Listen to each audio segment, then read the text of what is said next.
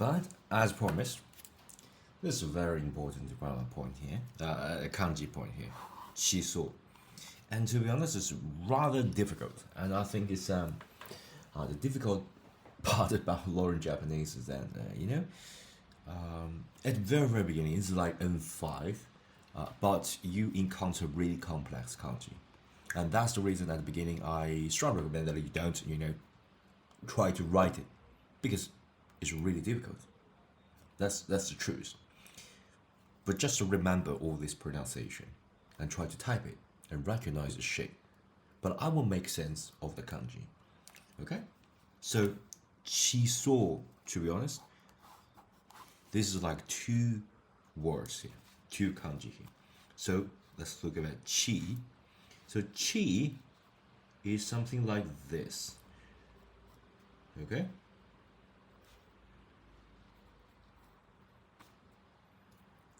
Pretty complex. I will talk about that. So this is called chi.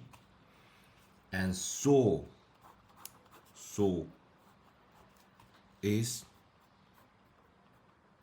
something like this. Okay?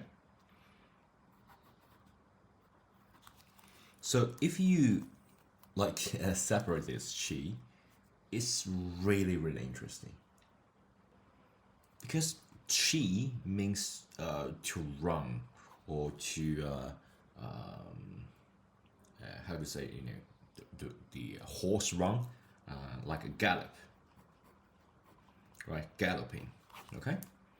And if you look at here, it's essentially, in kanji we got certain parts as so-called radical, okay? That's the basic component of this kanji, okay? This left side is the radical. It's really typical radical because it in itself is another kanji. 2, 3, 4. If you just shrink it, it will become radical. But this left side in itself is another very important Japanese word called uma.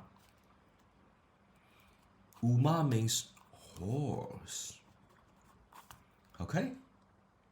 If you think about this, it's actually pretty similar to the horse because it's come from the traditional Chinese. Traditional Chinese. Okay? Because a lot of the kanji actually comes from China, Asian China, and Japanese learn a lot, and the architecture and all this like a kanji is sort of like a borrowed from Chinese and then change it a little bit. And remember, this Chinese is not exactly the same as the simplified Chinese, but it's really similar to the traditional Chinese.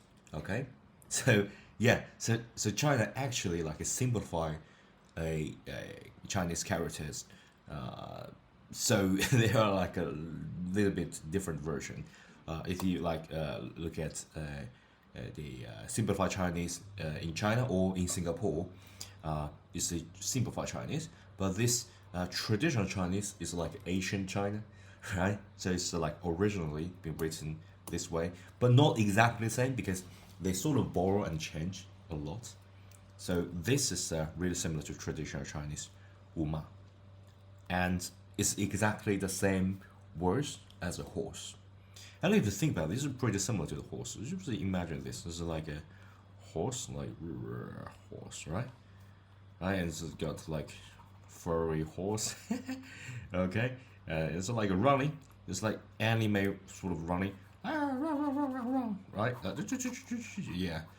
So it's like a really crazy running horse. Okay, running this way, right? This is like the leg of the horse. Yeah, you know what? 1, 2, 3, 4.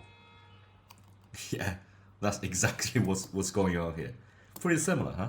So yeah, that's because if you have to talk about this the traditional Chinese, so all these characters is actually they carve, like Asian people they carve, they sort of draw this and represent a certain thing and then gradually change it. It's like this as the sun, right? That's because it's pretty similar to to the sun, right? So it's like a sun, yeah, something like that. Okay, and then they change that to sun.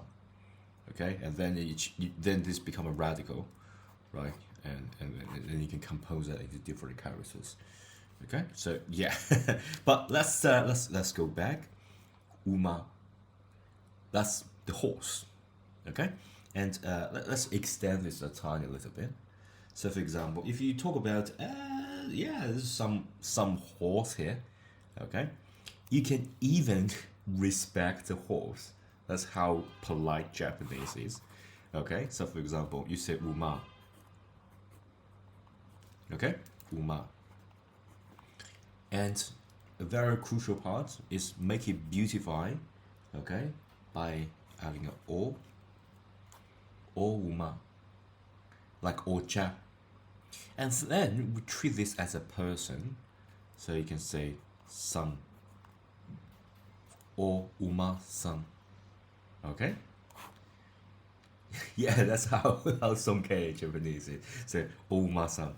So you might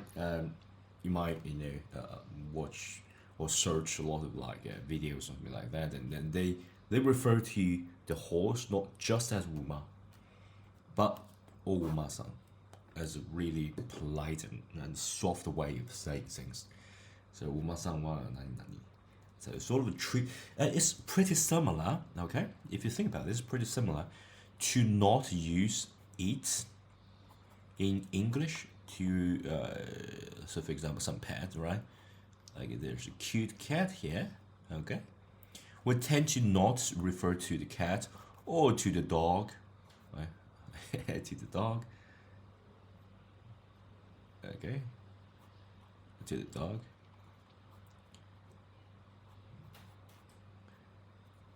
Okay, I've got a really bad drawing here. Okay, we tend to not refer to cat or dog as it, but as he or she, right? The same goes for the Japanese. Okay, so instead of just to say the uma, they make it like more human, like o uma-san. Okay, so instead of say he eats like some animal, wild animal, right? We use that as a pet, so it's like he or she. Okay. Yeah. So that's the left side. Okay, that's the left side.